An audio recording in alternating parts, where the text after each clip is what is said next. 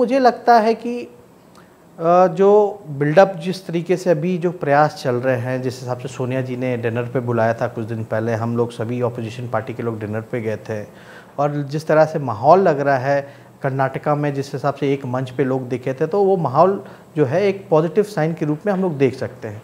जहाँ तक कम्युनिकेशन की बात है या डिसीजन पेंडिंग की बात है, जब से हम राहुल गांधी जी से बात कर रहे हैं तो हमको नहीं लगता, हम तो अपने जो बातें कर रहे हैं, जो अपना एक्सपीरियंस है उसके आधार पे ही कह सकते हैं कि अभी तक तो कोई ऐसी कठिनाइयाँ आई नहीं है। Well to do, everything is on a right track. BJP और मोदी जी की कमेंट्री ये है कि एक मोदी के खिलाफ ये जितने सही गलत उल्टे सीधे आड़े टेढ़े लोग हैं, खिचड़ी सरकार बना करके पता नहीं क्या करेंगे, मेरे डर में सारे इकट्ठा हो गए हैं, मोदी वर्सेस रेस्ट। और ये उनका जो जनाधार है, उनके जो वोटर हैं, उसमें कहीं ना कहीं अपील भी करता है। इसका क्या काउंटर है आपके पास? देखिए, मोदी जी अकेले हैं ही नहीं, ये सवाल ही गलत है कि मोदी जी अकेले हैं। मोदी जी की तो 40 पार्टियों के साथ अलायंस है। आप बताइए मोदी जी कहाँ हैं? लेकिन चुनाव में उनकी पोल पोजीशन हो गई है, मतलब सारा संदर्भ, सारा रेफरेंस पॉइंट, सारा एजेंडा मोदी और उसके इर्द गिर्द है, नहीं क्या?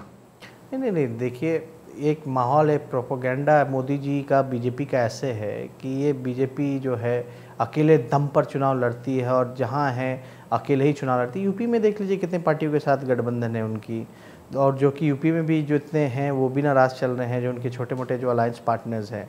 नॉर्थ ईस्ट में देख लीजिए, साउथ में देख लीजिए, कहाँ चंद्रबाबू नायडू नाराज़ हो गए, वो अलग चले गए। महाराष्ट्र में शिवसेना कहती है वो अकेले चुनाव लड़ेगी। तो जब बीजेपी तो आई सत्ता में इनके बदौलत आई है। अच्छा, अपोजिशन यूनिटी में आपने बिल्कुल ठीक अभी जैसा एक्सप्लेन किया कि कांग्रेस कितने राज्यों में सीधे मुकाबले में है, जहां रीजनल पार्टियां हैं उनमें आपस में एक एका बन रहा है। लेकिन मोटा गणित ये है कि दो राज्य स्विंग स्टेट के तौर पर मुझे दिखते हैं। एक होगा बिहार, जो अभी डिकोड होना मुश्किल है, जैसे मध्य प्रदेश के बारे में क्लैरिटी है, यूपी के बारे में क्लैरिटी है, रिजल्ट जो भी हो, लेकिन इक्वेशंस क्लियर हैं। महाराष्ट्र और बिहार, ये दो हम डिकोड नहीं कर पा रहे हैं। तो एक तो इस गणित को आप अपने हिसाब से समझाइए। 80 सीट यूपी में है, बिहार में 40 है और 14 झारखंड में है। टोटल 134 बनता है। 134 में से लगभग बीजेपी के पास 116 सीटें हैं।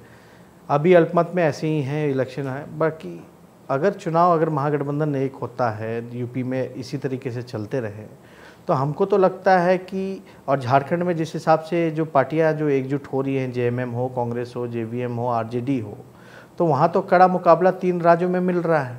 तो समझिए कि आपको बीजेपी को 116 से तो घटना पड़ेगा, यानी जो उसकी स्थिति होगी, हमको तो जो लगता है कि 100 सीटों का माइनस हो जाएगा। बीजेपी की कोशिश ये है कि उस चुनाव को मोदी जी सेंट्रिक रखा जाए और सवाल सिंपल किया जाए वोटर से कि इधर तो प्रधानमंत्री मोदी जी जैसा व्यक्ति होगा जो बहुत ही स्मार्ट व्यक्ति है, सामने कौन?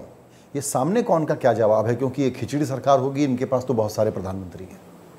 देखिए, 2 चीज़ें हैं, मैंने पहले भी कहा कि जब गठबंधन में जब भी सरकारें बनी गैर भाजपाई, तो वो कांग्रेस उसमें इंक्लूडेड नहीं रही, इसलिए थोड़ा अनबन जो था, सरकारें जो बनी और अलग होते गए जब जनता दल था।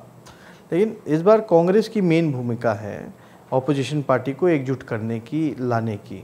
चेहरा कौन होगा नहीं होगा, तो मनमोहन सिंह जी का भी कोई लोग नहीं जानता था चुनाव से पहले, लेकिन कांग्रेस ने 10 साल चलाया, मनमोहन सिंह जी ने 10 साल चलाया और देश को सुधारने का काम किया। तो ये बात सेकेंडरी चीज़ है। लोग ये जानते हैं कि जो पहला प्रश्न है, वो पहला प्रश्न ये है कि बीजेपी अगर रहेगी तो हमारा संविधान नहीं बचने वाला है। चाहे मोदी जी हों या कोई हो, ये तो जुमलेबाजी करते रहेंगे, आपके वोट को ये ठगने का काम करेंगे।